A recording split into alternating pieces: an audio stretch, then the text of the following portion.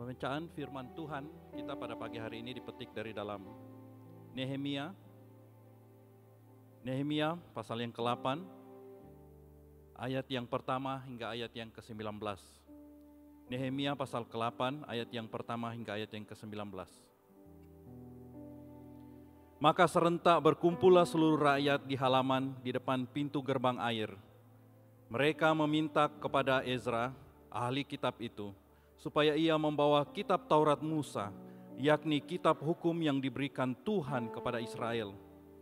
Lalu pada hari pertama, bulan yang ke-7 itu, Imam Ezra membawa kitab Taurat itu ke hadapan jemaah, yakni laki-laki, baik laki-laki maupun perempuan, dan setiap orang yang dapat mendengar dan mengerti. Ia membacakan beberapa bahagian daripada kitab itu di halaman di depan pintu gerbang air, dari pagi sampai tengah hari, di hadapan laki-laki dan perempuan, dan semua orang yang dapat mengerti. Dengan penuh perhatian seluruh umat mendengarkan pembacaan kitab Taurat itu. Ezra, ahli kitab itu, berdiri di atas mimbar kayu yang dibuat untuk peristiwa itu. Di sisinya sebelah kanan berdiri Mica, Sema, Anaya, Uria, Hilka, dan Masya. Sedang di sebelah kirinya berdiri Pedaya, Misael, Milkia, Hasum, Hasbadana, Zakaria, dan Mesulam. Ezra membuka kitab itu di depan mata seluruh umat, karena ia berdiri lebih tinggi dari semua orang itu. Pada waktu ia membuka kitab itu, semua orang bangkit berdiri. Lalu Ezra memuji Tuhan, Allah yang maha besar, dan semua orang menyambut dengan amin, amin, sambil mengangkat tangan. Kemudian mereka berlutut dan sujud menyembah kepada Tuhan dengan muka sampai ke tanah. Juga Yesua bani Serebia, Yamin, Akub, Sabetai, Hodia, Maseya, Kelita, Azria, Azobat, Hanan, Pelaya, yang adalah orang-orang Lewi, mengajarkan Taurat itu kepada orang-orang itu. Sementara orang-orang itu berdiri di tempatnya. Bagian-bagian daripada kitab itu, yakni Taurat Allah, dibacakan dengan jelas, dengan diberikan keterangan-keterangan, sehingga pembacaan dimengerti. Lalu Nehemia, yakni kepala daerah itu, dan Imam Ezra, ahli kitab itu, dan orang-orang Lewi yang mengajar orang-orang itu berkata kepada mereka semuanya, hari ini adalah kudus bagi Tuhan Allahmu. Jangan kamu berduka cita dan menangis, karena semua orang itu menangis ketika mendengar kalimat-kalimat Taurat itu.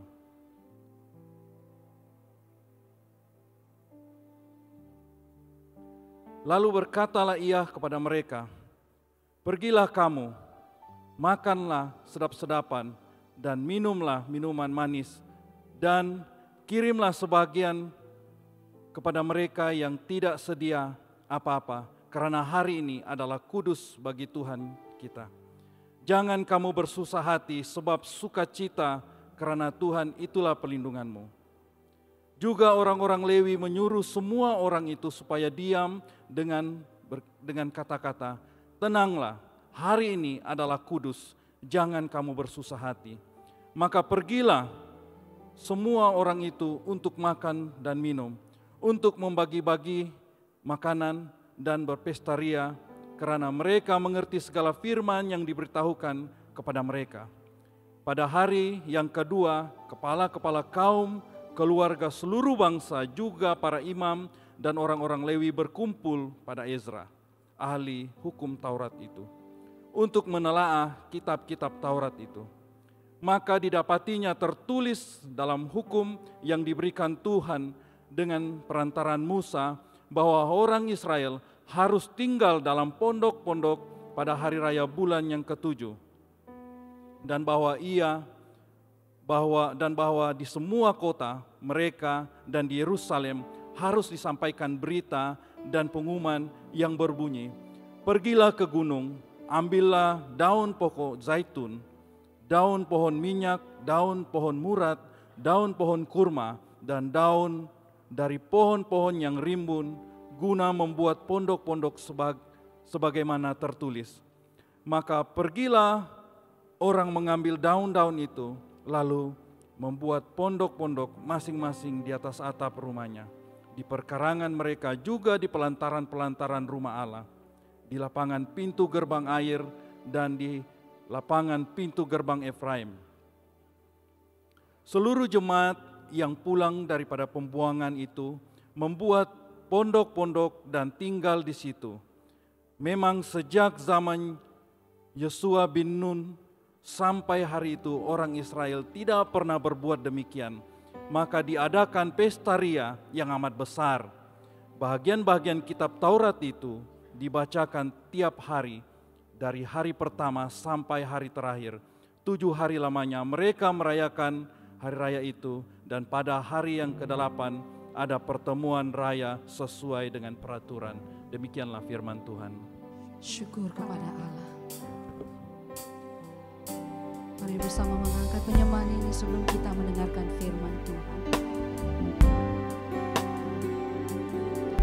Ku siapkan hatiku Tuhan untuk dengar firman-Mu saat ini.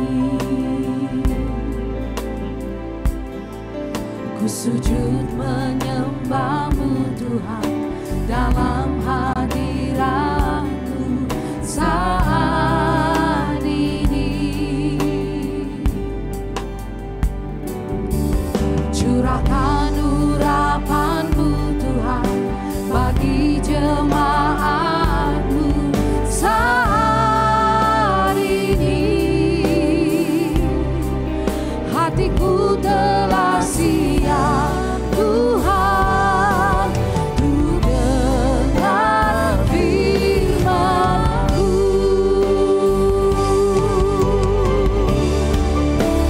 Firman-Mu Tuhan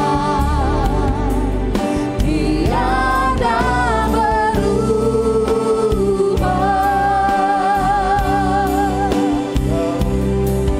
Dahulu, sekarang, selama-lamanya tiada berubah. Firman-Mu Tuhan menolong hidupku. Hatiku telah siap Tuhan untuk dengar firman-Mu. Hatiku telah siap Tuhan untuk dengar firman-Mu.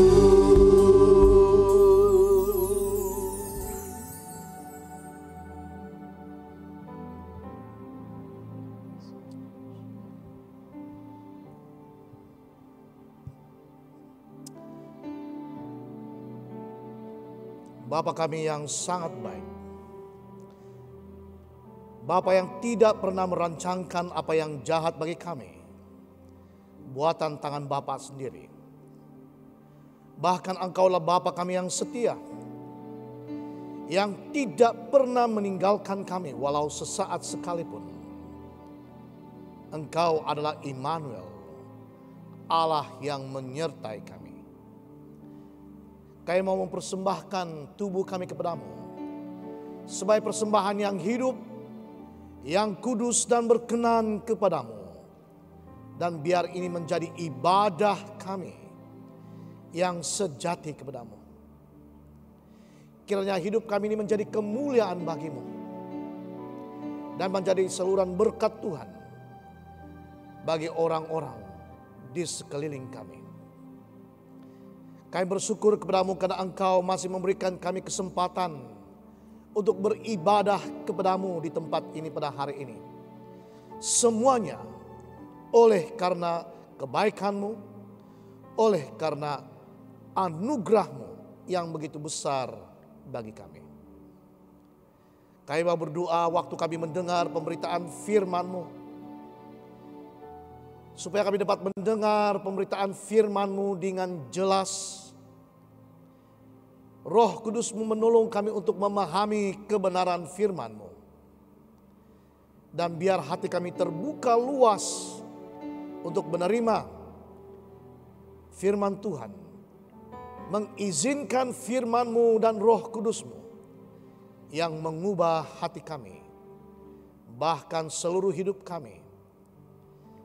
Supaya di dalam dan melalui kehidupan kami, Yesus Kristus Tuhan semakin ditinggikan dan dimuliakan. Kuasai hamba-Mu yang Kau pakai sebagai saluran pemberitaan firman-Mu. Agar hamba-Mu hanya memperkatakan kebenaran firman-Mu. Perkataan-perkataan yang tidak sesuai dengan firman-Mu, biar itu disingkir keluar daripada hati, pikiran, bahkan bibir hamba-Mu. Berbicara kepada kami. Karena kami umat-umat-Mu yang Kau telah tebus dengan darah Yesus Kristus. Hati kami telah siap sedia menerima firman Tuhan. Di dalam nama Tuhan kami Yesus Kristus, kami sudah berdoa. Amin. Selamat pagi dan selamat sejahtera kepada setiap saudara dan saudari. Saya menaikkan pujian dan syukur kepada Tuhan karena dapat beribadah bersama-sama dengan saudara di tempat ini.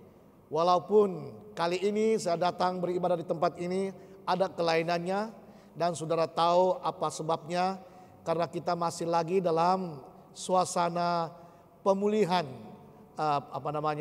recovery movement control order. Jadi kita pun seperti keko juga, kalau ikut hati mau melompat menari untuk Tuhan juga ya. Tapi apa boleh buat dalam keadaan begini? Tapi dalam segala keadaan Alkitab mengajar kita supaya kita senantiasa mengucap apa? Syukur. Beritahu kawan Anda di sebelah, mengucap syukurlah senantiasa. Dan kalau ada sebab yang kita perlu mengucap syukur kepada Tuhan pada hari ini, banyak sebab. Kalau satu sebabnya yang kita mau mengucap syukur kepada Tuhan adalah karena saudara dan saya masih hidup hingga hari ini. Amin saudara. Nah, saya mengikuti kebaktian kebangunan rohani. Ataupun kadang-kadang saya melihat di YouTube tentang spiritual renewal, pembaharuan rohani. Ada yang membuat hati saya agak bimbang. Di mana saudara, pembicara-pembicara atau pengkhotbah tertentu, dia mendasarkan penyampaian firman-Nya. Saya tidak akan firman Tuhan pada dikatakan nubuatan-nubuatan. Dan dia mengatakan Tuhan berkata kepada saya, Tuhan berfirman kepada saya.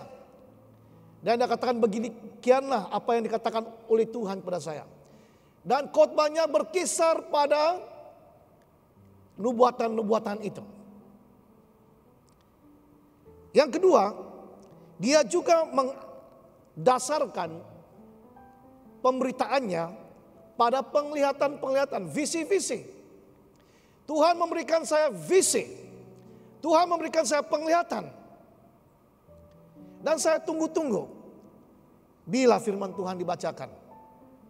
Ada juga firman Tuhan itu, firman-Nya dia sampaikan berdasarkan kepada pengalamannya. Ada tanda-tanda ajaib yang menyertai pelayanannya. Saya melihat bila firman Tuhan dibacakan. Saudara, saya percaya Tuhan kita itu adalah Tuhan yang maha kuasa. Pekerjaannya tidak dapat dibatasi oleh waktu. Pekerjaannya tidak dapat dibatasi oleh tempat, keadaan. Dan saya percaya sebagai Tuhan yang maha kuasa, Dia boleh memberikan kita kata-kata nubuatan. Saya percaya Dia boleh memberikan kita penglihatan-penglihatan. Bahkan secara pribadi, tidak selalu, tapi ada waktunya juga. pada waktu-waktu yang tertentu Tuhan memberikan seperti penglihatan kepada saya. Saya berikan satu contoh. Pada 2015, rombongan kami kembali dari Israel pada waktu itu. Dan waktu sampai di kota Kinabalu, saya dan istri saya memandu kembali ke Telupin. Istri saya mungkin terlalu penat karena perjalanan yang jauh. Dia tertidur, tidur ayam lah. Saya sedang memandu. Tiba-tiba saudara, waktu saya sedang memandu, saya melihat angka 20. Seperti perlahan-lahan melimpasi pandangan saya dan hilang. Dan pada waktu itu di dalam pikiran saya terpikir, jangan-jangan Tuhan mau lagi saya kembali ke Yerusalem pada tahun 2020. Dan saya beritahu istri saya, Mami, saya bilang, Tuhan mau kita kembali lagi ke Yerusalem tahun 2020. Bagaimana kamu tahu? Saya lihat angka itu. Itu sebabnya saudara, saya merancang untuk pergi ke Yerusalem tahun ini, bulan Maret tahun ini. Tetapi oleh karena COVID-19 ini, maka tepat pada tanggal 9 bulan Maret, kami harus melepas tanggal 15, 9 hari bulan Maret, Tuhan memberi konfirmasi. Ada berita dari Israel yang semua pintu-pintu untuk masuk ke Israel ditutup. Jadi itu sebabnya kami tidak dapat pergi. Tapi melihat kembali, sekarang saya tahu. 2020 ada COVID-19. Hanya pada waktu itu saudara, saya tidak mengerti. Yang saya tahu hanya pergi ke Israel. Saya percaya Tuhan kalau kehendaknya dia boleh memberikan penglihatan. Dia boleh melakukan tanda-tanda mukjizat. Tetapi saudara, apabila kita berbicara tentang pembaharuan rohani, saya melihat dalam Alkitab bahwa adalah sangat penting kita harus kembali kepada firman Tuhan. Seperti yang kita melihat di dalam kitab Nehemia. Nehemia pasal 8 ayat 1 ataupun kadang-kadang ada dikatakan ayat 2. Maka serentak berkumpullah seluruh rakyat di halaman di depan pintu gerbang air. Mereka meminta kepada Ezra, ahli kitab itu, supaya ia membawa kitab Taurat Musa, yakni kitab hukum yang diberikan Tuhan kepada Israel. Saudara, di pasal-pasal sebelumnya kita membaca di mana pembangunan fisikal, yaitu tembok yang mengelilingi Yerusalem telah pun siap dibina. Dan Nehemia itulah tujuannya kembali ke Yerusalem. Tetapi sebelum Nehemia kembali ke Yerusalem, ada lagi yang lain, kembali daripada Babel, menjadi tawanan di Babel, mereka kembali ke Yerusalem, membina semula bait Allah yang telah diruntuhkan oleh Raja Nebukadnezar. Mereka bangunkan semula bait Allah itu, bangunkan semula kota itu. Dan Nehemia kembali membina, membangun semula tembok-tembok yang memagari ataupun mengelilingi kota Yerusalem. Jadi pembinaan secara fisikal itu sudah selesai. Sekarang kita sampai di Nehemia pasal 8, kita melihat di sini pembaharuan rohani. Kenapa? Karena dosa mereka, Tuhan mengizinkan mereka menjadi tawanan di Babel. Sekarang Tuhan mau mereka kembali ke Yerusalem. Sekarang penting sekali rohani mereka harus dibaharui. Jadi mereka meminta Ezra ahli kitab itu supaya ia membawa kitab Taurat Musa, yakni kitab hukum yang diberikan Tuhan kepada Israel. Mari saudara, secara ringkas saya mau kongsikan 4 ciri pembaharuan rohani yang saya melihat di dalam kitab Nehemia ini. Yang pertama saudara, apabila kita berbicara tentang kebangunan rohani, apabila kita berbicara tentang pembaharuan rohani, mesti ada pembacaan firman Tuhan. Dilihat di sini, di mana Ezra, perhatikan ayat 3 atau ayat 4, dikatakan di sini, ia membacakan beberapa bagian daripada kitab itu di halaman di depan pintu gerbang air dari pagi sampai tengah hari, membaca firman Tuhan di hadapan laki-laki dan perempuan, dan semua orang dapat mengerti. Dengan penuh perhatian seluruh umat mendengarkan pembacaan kitab Taurat itu. Saudara, kenapa perlu kitab itu harus dibaca secara umum? Karena bukan seperti hari ini. Hari ini saudara, kita diberkati oleh Tuhan dengan Alkitab. Ada terjemahan bahasa Malaysia, ada terjemahan bahasa Indonesia, bahasa Inggris pun banyak terjemahannya, King James lah, NIV, dan banyak sekali. Alkitab juga dapat kita baca daripada gadget kita, dari handphone, dari iPad. Oh, kita diberkati saudara.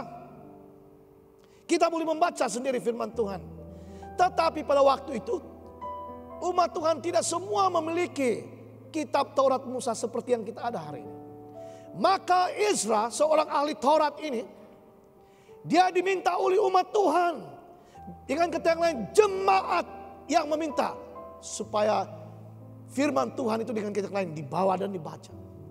Dan Ezra, kita membaca di sini, dikatakan ia membaca beberapa bagian daripada kitab itu di halaman di depan pintu gerbang air dari pagi sampai tengah hari di hadapan laki-laki dan perempuan, dan dikatakan dan semua orang yang dapat mengerti. Dengan penuh perhatian seluruh umat mendengarkan pembacaan kitab Taurat itu. Saya mau mendorong saudara, sebagaimana saya mau mendorong diri saya sendiri. Bagaimana sibuk sekalipun kita, ambil waktu membaca firman Tuhan. Beritahu kawan Anda di sebelah, baca firman Tuhan. Saudara, kita tidak lupa sarapan pagi, kita tidak lupa makan tengah hari, kita tidak lupa makan malam. Macam kemarin, minta maaflah saudara Mumin, kami pergi 2 kedai. Pertama, petang itu kami minum di situ, mau tutup, pindah lagi kami, sebab cerita panjang. Kami tidak lupa, ada yang sebelah petang minum lagi. Tahukah saudara, firman Tuhan berkata bahwa manusia hidup bukan daripada apa? Roti sahaja. Bukan daripada nasi sahaja. Bukan daripada ubi kayu. Tidak ada ditulis di ubi kayu lah. Maksud saya, manusia hidup bukan daripada makanan jasmani sahaja, melainkan setiap firman yang keluar daripada mulut apa? Mulut Allah, saudara. Bagaimana sibuk kita sekalipun, sementara saudara menunggu bus ataupun penerbangan saudara, mari lihat. Sangat penting. Dan apabila saudara dipertanggungjawabkan untuk membaca firman Tuhan di hadapan jemaat, persiapkan hati saudara, persiapkan diri saudara secara rohani, dan minta supaya Tuhan mengurapi saudara. Apabila saudara membaca firman Tuhan dengan jelas, biar kuasa Tuhan itu menyertai pembacaan firman Tuhan itu. Amin saudara. Saya masih ingat dahulu lah, ada satu gereja di kawasan kota Kinabalu. Petikan yang dibaca oleh Lerida, ya, seorang Lerida, sekarang dia sudah meninggal. Dia baca petikan itu, bagus. Hanya satu perkataan yang dia salah sebut. Perkataan itu adalah sangkakala. Bukan sangkakala. Tapi dia sebut sangkalala. Saudara, waktu saya berkhotbah, sebelum saya maju di depan berkhotbah, dan petikan itu yang saya khotbah, susah sudah saya, sebab dalam hati mau ketawa, gigit lidah lagi. Karena sebelum saya naik di atas, istri saya cubit-cubit saya punya paha ini, sebab berapa kali disebut Sangkalalah, sangkalalah, sangkalalah. Sepatutnya sangkaka Allah. Jadi saudara, kalau Anda dipertanggungjawabkan untuk membaca firman Tuhan, praktis baca. Kalau Anda tidak tahu, ya tanya orang lain. Bagaimana sebut ini? Supaya kalau ngam-ngam saya berkhotbah dan salah saudara baca itu perkataan, tidaklah saya ketawalah. Tapi sangat penting saudara, apabila saudara membaca di sini, perhatikan biar saudara dapat sampaikan message itu kepada orang yang paling belakang. Firman Tuhan itu harus sampai di hatinya. Oke? Ini yang pertama. Yang kedua, firman Tuhan dibaca mesti ada yang mendengar. Yang kedua harus mendengar firman Tuhan dengan penuh apa? Hormat. Kenapa penuh hormat? Karena saudara kita mendengar perkataan-perkataan Tuhan. Kalau kita duduk diam dan mendengar dengan penuh hormat ucapan Perdana Menteri kah, atau yang di Pertuan Agung kah, atau Ketua Menteri, sama juga saudara. Apabila firman Tuhan sedang dibaca, dengar dengan penuh hormat. Jangan cubit-mencubit, cucuk-mencucuk. Dengar firman Tuhan dengan penuh hormat. Kembali lagi di ayat ketiga atau ayat yang keempat. Ia membacakan beberapa bagian daripada kitab itu di halaman di depan pintu gerbang air. Dari pagi sampai tengah hari. Di hadapan laki-laki dan perempuan dan semua orang yang dapat mengerti. Perhatikan, dengan penuh perhatian seluruh umat mendengarkan pembacaan kitab Taurat itu. Sangat penting saudara. Mendengar dengan jelas itu sangat penting. Mendengar dengan penuh hormat firman Tuhan sangat penting. Itulah kadang-kadang di dalam gereja kita Anglikan, apabila Injil dibaca, kita berdiri sebagai hormat kita. Bukanlah maksudnya pembacaan perjanjian lama, perjanjian baru itu tidak penting. Tetapi Injil itu kebanyakannya itu kata-kata Tuhan sendiri. Jadi kita ada praktis berdiri sebagai tanda hormat. Mari saudara, kita belajar mendengar firman Tuhan dengan apa? Rasa hormat. Yang ketiga, mengajar dan memberitakan firman Tuhan yang benar. Nah, saudara, kebanyakan saudara itu berasal dari Indonesia. Indonesia kalau kita bicara tentang pergerakan gereja itu sungguh luar biasa. Banyak gereja-gereja. Tetapi yang menjadi kebimbangan hamba-hamba Tuhan, kawan saya di Indonesia adalah ada yang mengajar firman Tuhan, ada yang memberitakan firman Tuhan, bukan mengajar dengan kebenaran firman Tuhan, tetapi mengajar sesuai dengan tujuan-tujuan yang tersirat di dalam hati, memutarbelitkan kebenaran firman Tuhan. Saudara, sangat penting kita dipanggil untuk mengajar, memberitakan firman Tuhan yang benar. Maka bagi kami sebagai hamba-hamba Tuhan, pada waktu kami diberi lesson oleh bishop untuk melayani gereja Anglikan atau ditabis menjadi deacon atau padri, inilah cabaran untuk kami. Bahwa tanggung jawab dan penghormatan yang diberikan kepada kami untuk menyampaikan firman Tuhan itu jangan dipandang enteng, ringan. Kami harus pastikan bahwa kami mengajarkan firman Tuhan itu sesuai dengan kebenaran firman Tuhan itu sendiri. Bukan ada sesuatu sudah yang saya pikir, baru cari-cari ayat Alkitab menyukung apa yang saya pikir.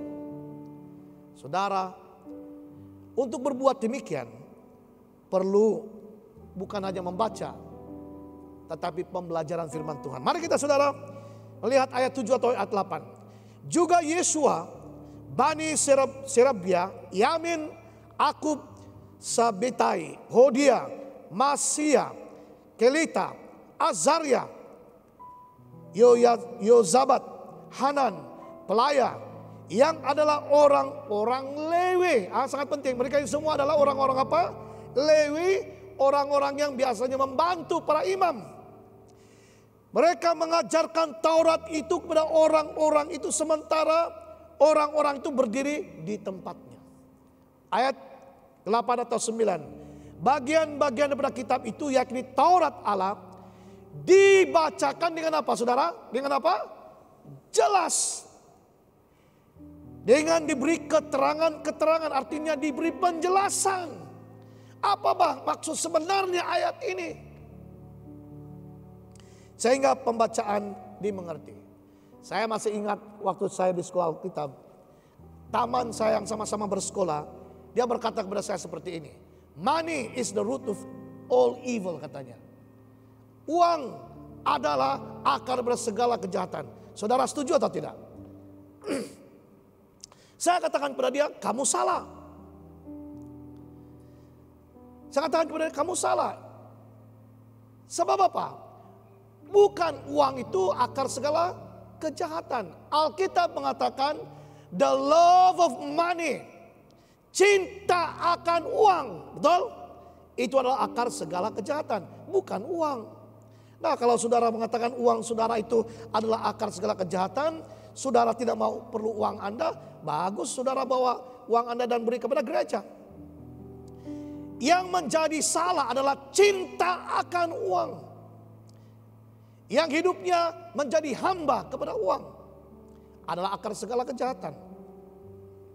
Dan oleh karena itulah banyak orang yang menyimpang daripada imannya, bahkan menyiksa dirinya semata-mata mencari apa? Uang. Maka benarlah lagu dulu yang kita selalu nyanyi, apa yang dicari orang? Uang. Tuh kan? Masih ingat ke lagu itu? Siang, malam, pagi, petang, apalagi? Ya, dan dikatakan uang. Puji Tuhan tidak jadi beruang. Kalau jadi beruang habislah kita. Saudara, dijelaskan. Sehingga orang mengerti. Apabila kita memahami firman Tuhan, diajar kepada kita dengan begitu jelas, maka kita bertindak sesuai dengan kebenaran firman Tuhan itu. Karena praktik kita berdasarkan kepada teori, doktrin yang kita percaya. Kalau saudara percaya bahwa mencuri itu tidak salah, tidak dosa, saudara akan mencuri. Tapi karena saudara percaya Alkitab mengatakan jangan mencuri, saudara tidak mencuri. Sangat penting saudara. Ayat 9 ayat 10. Lalu Nehemia yakni kepala daerah itu dan imam Izra, ahli-ahli kitab itu dan orang-orang Lewi yang mengajar, perhatikan orang-orang itu, berkata kepada mereka, hari inilah kudus bagi Tuhan Allahmu. Jangan kamu berduka cita dan menangis, karena semua orang itu menangis ketika mendengar apa? Kalimat Taurat itu. Yang keempat saudara, reaksi orang waktu firman Tuhan dibaca, waktu firman Tuhan diajar kepada mereka. Apa respon mereka? Yang pertama saudara, ada pertobatan. Pertobatan yang sungguh-sungguh. Karena firman Tuhan yang dia dengar tidak hanya masuk di telinganya, tapi firman Tuhan itu masuk ke dalam hatinya. Sehingga apabila firman Tuhan masuk di hatinya, Roh Kudus bekerja. Tidak ada orang yang memukul dia atau memarahi dia, namun orang itu boleh menangis. Kenapa saudara? Karena firman Tuhan mengambil tempat yang istimewa dalam hati. Saya masih ingat saudara tahun 79. Waktu kemah belia atau Buddha Mudi diadakan di Christchurch, Likas waktu itu. Waktu itu saudara saya ikut sejak kemah itu karena belum pernah pergi keke bukan lagi. Waktu dipanggil, kau pergi mana? Pergi keke, dia bilang. Keke itu kan. Belum pernah pergi keke. Men kamu udah pergi kan itu? 79, oke? Mau mensawan-saw, mau jalan-jalan, mau tengok keke. Tapi saudara, Tuhan kita Tuhan yang sangat baik. Tuhan lihat hati saya, kau mau jalan-jalan saja ini. Nanti kamu.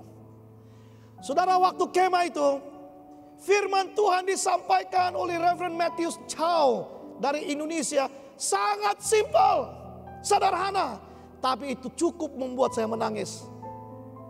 Malu bagi kita ini laki-laki kalau menangis, bukan? Tapi menangis, saudara. Tahun 1979. Kenapa, saudara? Karena firman Tuhan itu apabila diberitakan dengan sungguh-sungguh menusuk hati, maka reaksi orang ada pertobatan. Ayat 9, lalu Nehemia yakni kepala daerah itu dan Imam Ezra, ahli kitab itu, dan orang-orang Lewi yang mengajar orang-orang itu berkata kepada mereka semuanya, hari ini adalah kudus bagi Tuhan Allahmu. Jangan kamu berduka cita dan apa? Menangis. Karena semua orang itu menangis ketika mendengar kalimat-kalimat Taurat Tuhan. Sungguh luar biasa, saudara. Pernah saudara menangis mendengar surat kabar dibacakan kepada saudara? Atau buku komik dibaca kamu menangis? Saudara, apabila firman Tuhan dalam kehidupan saya secara pribadi, dalam suasana tenang, mendengar musik yang begitu indah dan membaca firman Tuhan, saudara dapat merasakan pekerjaan Tuhan. Kadang-kadang kita menangis, tidak semestinya menangis karena sedih, tapi tangisan sukacita. Jadi ada pertobatan. Yang kedua, menyusuli pertobatan ini, saudara, ada apa? Sukacita. Kenapa? Sebab Tuhan telah mengampuni kita daripada segala dosa-dosa kita. Tuhan telah menebus kita daripada dosa, bukan menebus dosa.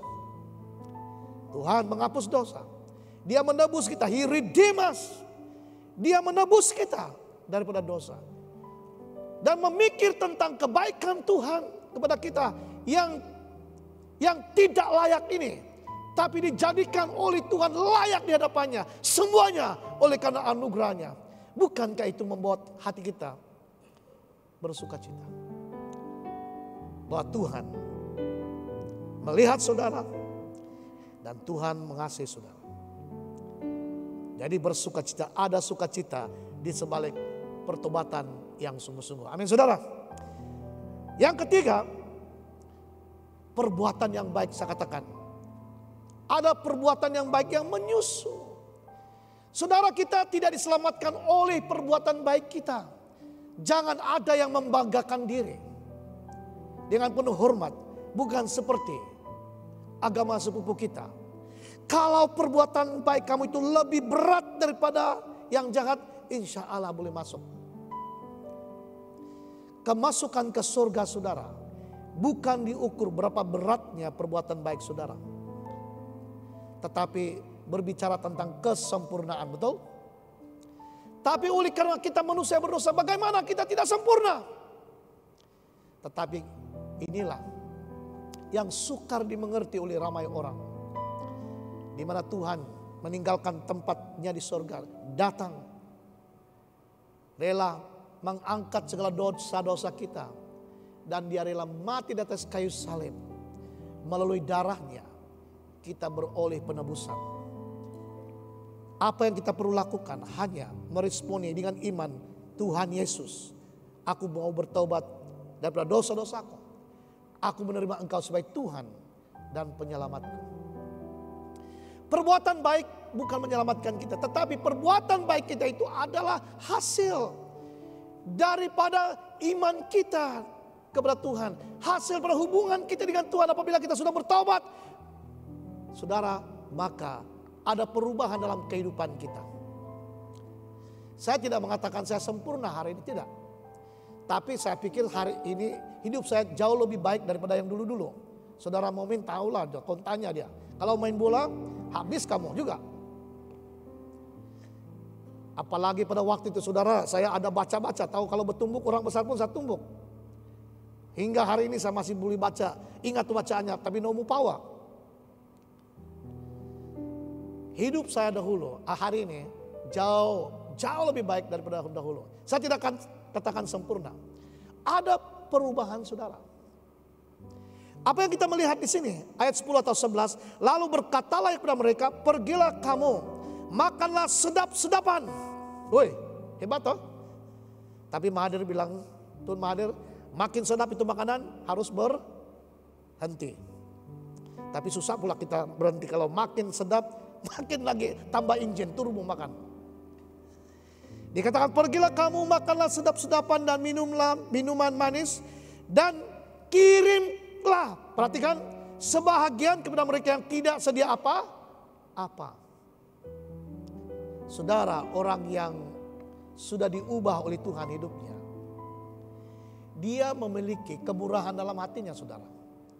Kenapa ada kemurahan dalam hatinya? Karena dia terlebih dahulu telah mengalami kemurahan dari Tuhan. Tuhan bermurah hati kepada dia. Maka dia juga ada kemurahan kepada orang-orang yang memerlukan. Apalagi di musim-musim seperti ini.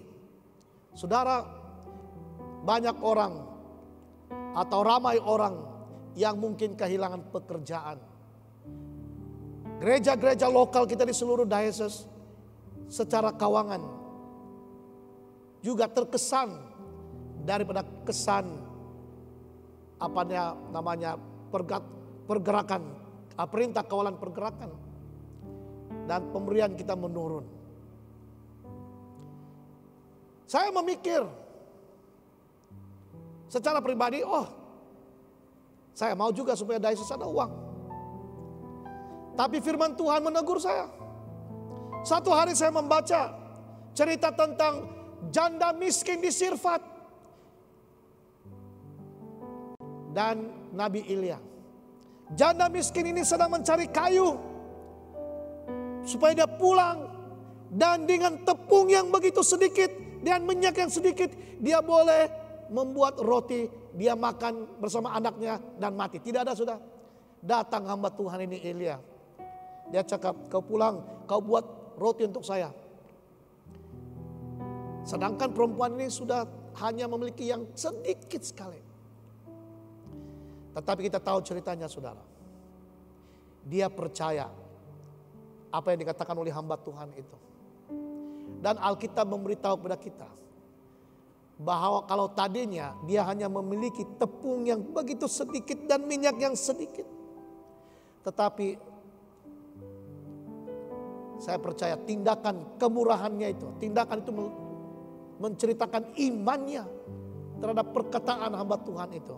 Dan Alkitab mengatakan tepungnya tidak pernah habis, minyak dalam tempayan tidak pernah habis. Luar biasa anugerah Tuhan, bukan? Maka itu, saudara, kita dalam diocese, kepimpinan standing committee mengambil keputusan supaya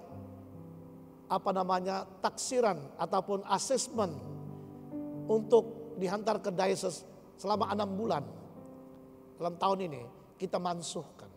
Walaupun saya tahu kesannya, tetapi saya percaya orang benar akan hidup oleh apa? Imannya.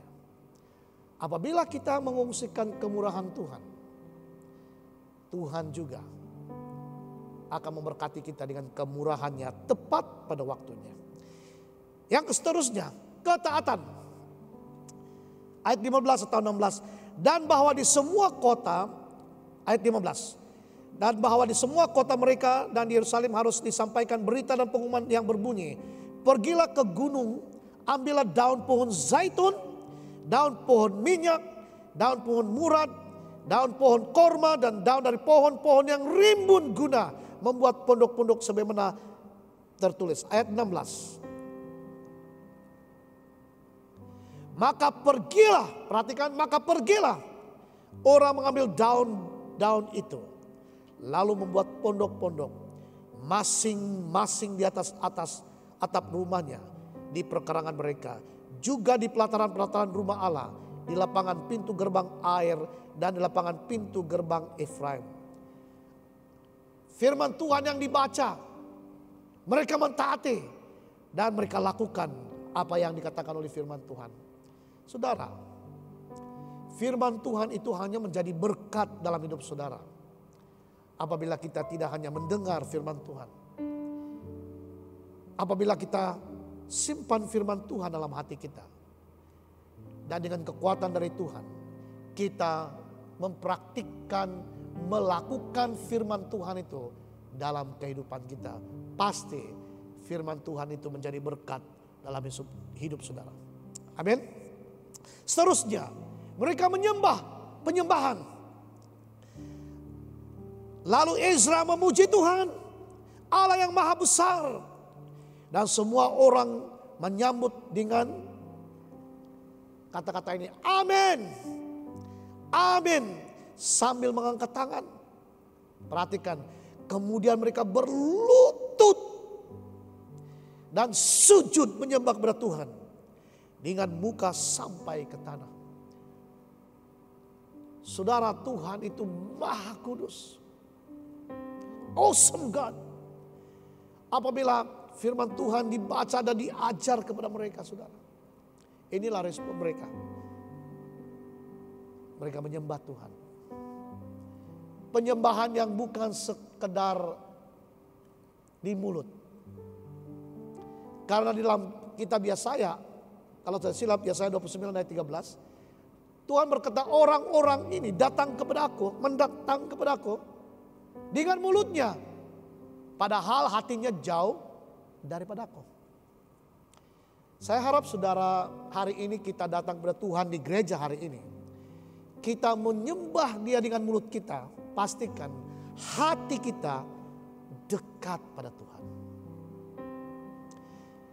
Mereka berlutut, mereka sujud menyembah kepada Tuhan dengan muka sampai ke tanah. Saya katakan saudara, bahwa menyembah Tuhan ini tidak berakhir di dalam dunia ini. Menyembah Tuhan itu akan terus berterusan. Apabila kita kembali ke rumah Bapa kita yang kekal di surga, di sana kita akan terus menyembah Dia sampai selama-lamanya. Selama-lamanya artinya selama-lamanya lah, tidak ada kesudahannya. Nah, saudara mau rindu menyembah Tuhan di sana? Mari sungguh-sungguh menyembah Tuhan selagi kita dalam dunia ini. Saya akan baca ayat ini.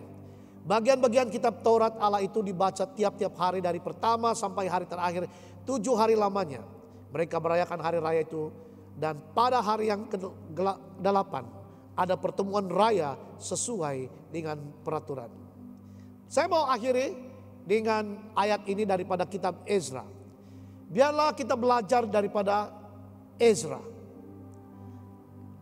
Mari kita baca sama-sama ya. 1, 2, 3. Sebab Ezra telah bertekad untuk meneliti Taurat Tuhan dan melakukannya, serta mengajar ketetapan dan peraturan di antara orang Israel.